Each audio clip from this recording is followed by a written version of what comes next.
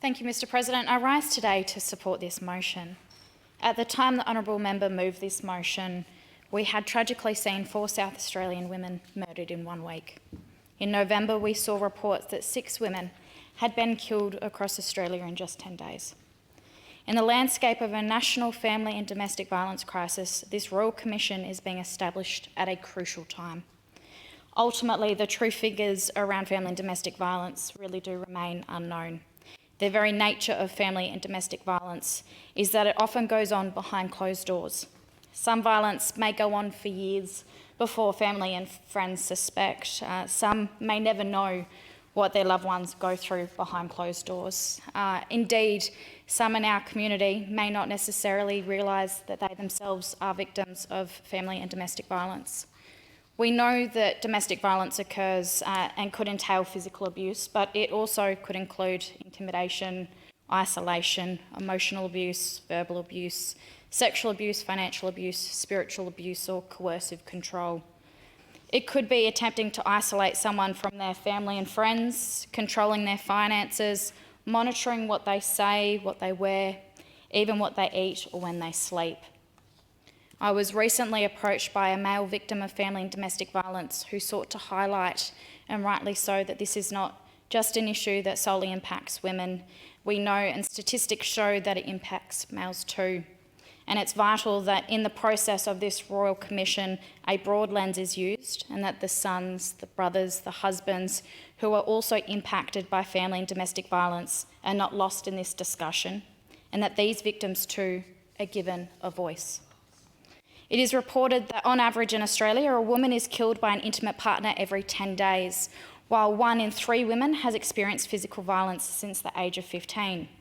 We should never let the victims of family and domestic violence be reduced to just a number. Each number represents a person who will never reach their full potential, who will never have the opportunity to see their hopes or their dreams become a reality. A life that was cut too short and ripped away through no fault of their own. A mother who will never hold their child again, a child who will never graduate school, or a baby who will never take their first steps. It was reported that more than 60 women were killed in violent attacks in 2023, a number that is not entirely clear.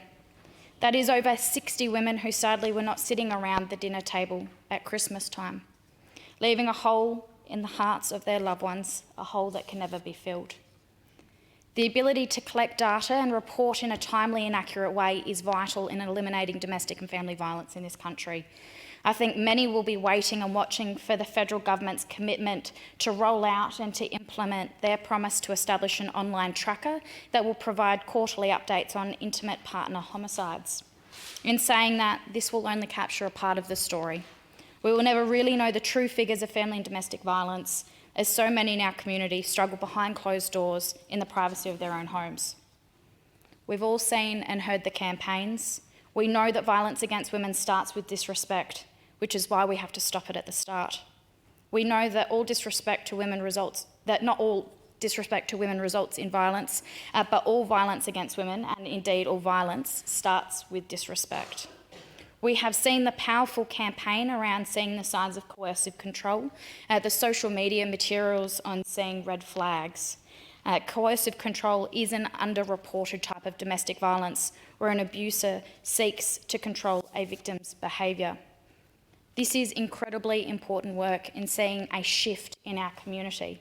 But at what point will we really see the dial shift? The statistics show that the system is not working, and I truly hope that we don't see a repeat of last year. So now is the time to listen to the experts. Now is the time to identify the gaps and how we best fix them. Now is the time to listen to those with lived experience. I welcome the appointment of Natasha Stott-Despoja to lead South Australia's Domestic Violence Royal Commission. I acknowledge her work in this space as the founding chair of Our Watch, a national foundation to prevent family violence, and her work in several international roles promoting the rights of women and children.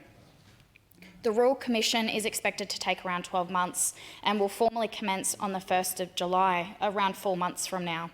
I note the final report is due around the 1st of July 2025.